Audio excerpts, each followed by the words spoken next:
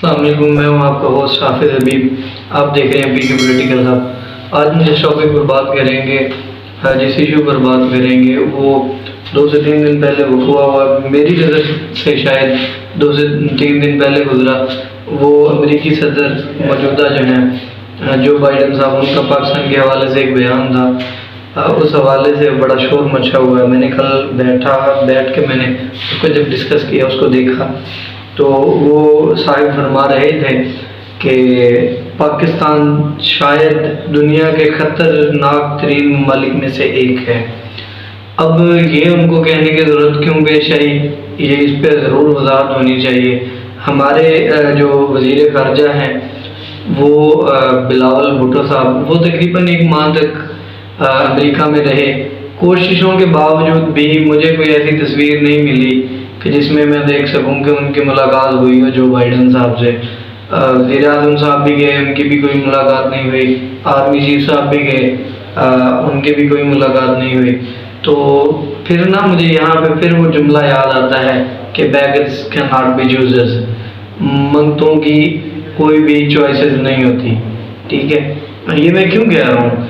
आप किसी भी शख्स से ताल्लुक़ कब तक रख सकते हैं? जब तक वो आपकी इज़्ज़त करता रहेगा, जब तक वो आपकी इज़्ज़त नफ्स को मजबूर नहीं करेगा। एक तरफ आप उनको कह रहे हैं कि जी आप, मुझे अगर कोई कहे ना कि हाफिज़ हबीब जो है ये ख़तरनाक तरीन लोगों में से है, तो मैं इसको अपनी जो है डिस्ग्रेस के तौर पे लूँगा, अपनी इज़्ज़त नफ्स पे लूँगा कि मेरी बेइज्जती हुई है, पाकिस्तान की बेइज्जती हुई है। अमेरिकी सदर को बिला जवाब इस तरह के अल्फाज नहीं कहने चाहिए थे। इस बात पर उनको गैर मशरूत तौर पर अपने अल्फाज वापस लेने चाहिए। मैं ये समझता हूँ कि अभी जो मौजूदा सियासी सूरत हाल है, अगर कल का इलेक्शन ना हुआ होता 16 अक्टूबर का, तो इस बात पर एक अजीब हवा बन चुका होता, क्योंकि हमारा मीडिया ज़िमनी इलेक्शन पर फोकस कर रहा है। इसीलिए इस बात को लेकर हमारे पीटीआई के दोस्त भी चुप हैं, बाकी पार्टीज के दोस्त भी चुप हैं, क्योंकि पीटीआई ने जो पिछले कुछ दिनों में बयानिया बनाया, यानी चंद माह में, वो था कि हकीकी आज़ादी, यानी उनके कहने का मतलब ये है कि हमारे मुक़्तदिर हल्कों के हम गुलाम हैं और हमारे मुक़्तदिर हल्के गुलाम हैं अमेरिका के। तो पीटीआई का जो नैरेटिव बिल्ड हुआ या बिल्ड किया गया वो ये था कि यानी हकीकी तौर पर अमेरिका से आज़ादी चाहिए। ये बात उससे रिलेट तो करती है, क्योंकि आपको कोई दहशतगर्द कह दे या आपको ये कह दे कि आप खतरनाक तरीन ममालिक में से एक हैं। मैं वैसे बाइडन साहब को बहुत उनकी जो लफ्ज़ शनासाई है उस पर उनको बहुत दाद देता हूँ कि उन्होंने एक तरह से बुरा कह भी दिया और शुगर कोटिंग की ना उन्होंने लफ्ज़ों की। अगर उन्होंने किसी को दहशतगर्द कहना तो उन्होंने बड़ी शुगर कोटिंग करके कहा कि आप खतरनाक तरीन ममालिक में से एक हैं। अब ये बात जेब तो नहीं देती। आप अगर पाकिस्तान खतरनाक तरीन ममालिक में से एक था तो रूस की और अमेरिका की जंग जो हुई अफगानिस्तान में, क्योंकि अमेरिका ने ही, मैं बिला जवाब ऑन द रिकॉर्ड है, अमेरिका ही के कहने पर तालिबान को क्रिएट किया गया।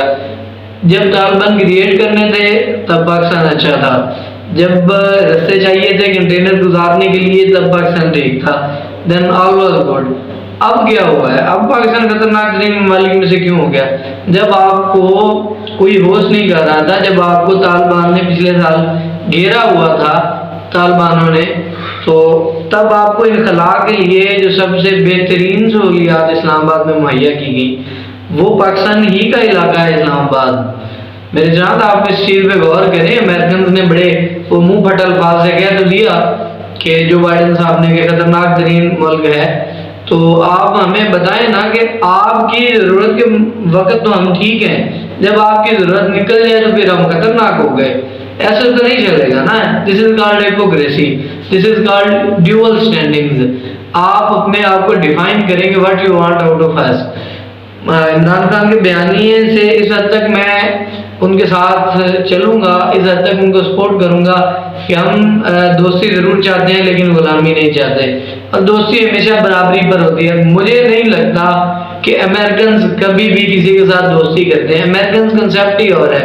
अमेरिकन ड्रीम ही हो रहा है उनका। अमेरिकन न्यू अमेरिकन ड्रीम ये था कि अर्न मनी बाय हुक और क्रुक। उनका कहना था कि भाई पैसे कमाओ जिस तरह से भी कमा सकते हो। उनको आपसे आपकी दोस्ती से कोई सरोकार नहीं है। हाँ, जब आपकी दोस्ती उनको फायदा दे रही होगी वो आपको मिलेंगे, अच्छे तरीके से मिलेंगे। जब उनका काम निकल जाएगा वो कहेंगे गेट लॉस्ट फ्रॉम हियर। उनका काम ही यही है, अमेरिकन माइंडसेट यही है कि वो अपने काम के लिए यूज करते हैं। ये दोस्ती वोस्ती उनके मुताबिक कोई चीज नहीं होती।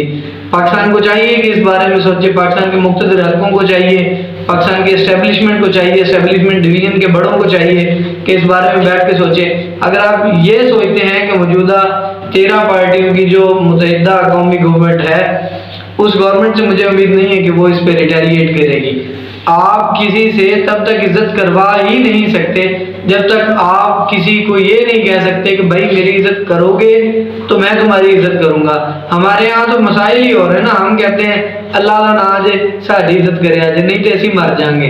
मतलब आप किस लेवल पे पहुंचे हुए हैं गुलामी के। आज तक के लिए इतना ही, कल मिलते हैं एक नई वीडियो के साथ।